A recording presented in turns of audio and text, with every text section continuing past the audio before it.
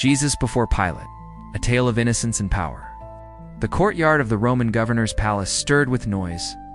It was early morning, and the religious leaders had brought Jesus, bound and bloodied, before Pontius Pilate, the Roman procurator of Judea. They would not enter the governor's residence to avoid defiling themselves before the Passover. So Pilate went out to them, annoyed yet curious. "What charges do you bring against this man?" he demanded. The priests answered, "If he were not a criminal, we would not have handed him over to you." Pilate squinted at the silent figure of Jesus. This man didn't look dangerous. In fact, he looked majestic, though weary. His robe was torn, his eyes swollen, but his gaze was steady, unafraid. "Take him yourselves and judge him by your own law," Pilate replied. "But we have no right to execute anyone," they insisted. That word "execute" caught Pilate's attention. The Jewish leaders wanted blood, and he was the one with the authority to shed it. Inside the palace, Pilate ordered Jesus to be brought to him. Alone now, face to face, Pilate studied him. "Are you the king of the Jews?" he asked, his tone half mocking. Jesus answered calmly, "Do you say this on your own, or did others tell you about me?" Pilate scoffed. "Am I a Jew? Your own people and chief priests handed you over to me. What is it you've done?" Jesus answered, "My kingdom is not of this world. If it were, my servants would fight, but my kingdom is from another place." "So you are a king then?" Pilate said, raising an eyebrow. Jesus replied, "You say that I am a king.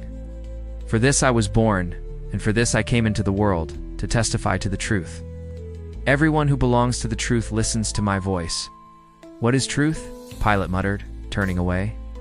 He went back outside to the religious leaders and the gathered crowd. "I find no basis for a charge against him." But they shouted, "He stirs up the people. He claims to be the Son of God." That frightened Pilate, who went back to Jesus. "Where do you come from?" he asked, more softly now. Jesus gave no answer. "Do you refuse to speak to me?" Pilate said. "Don't you know I have power to free you or crucify you?" Jesus looked him in the eye. "You would have no power over me if it were not given to you from above." Pilate stood still, stunned. This was no ordinary man.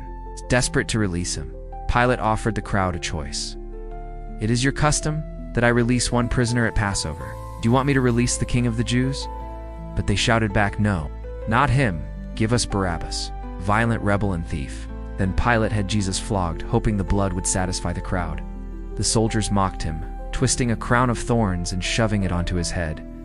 They dressed him in a purple robe and slapped him. "Hail, King of the Jews," they jeered. Pilate brought Jesus out again. "Look at him," he said. "I bring him out to you to let you know I find no charge against him." But when they saw him, the chief priests and officials shouted, "Crucify him! Crucify him!" "Shall I crucify your king?" Pilate asked. The chief priests answered coldly, "We have no king but Caesar." And so, though he washed his hands before the crowd, declaring himself innocent of Jesus' blood, Pilate handed him over to be crucified. And Jesus, the innocent lamb, was led away, fulfilling the plan that would change the world forever.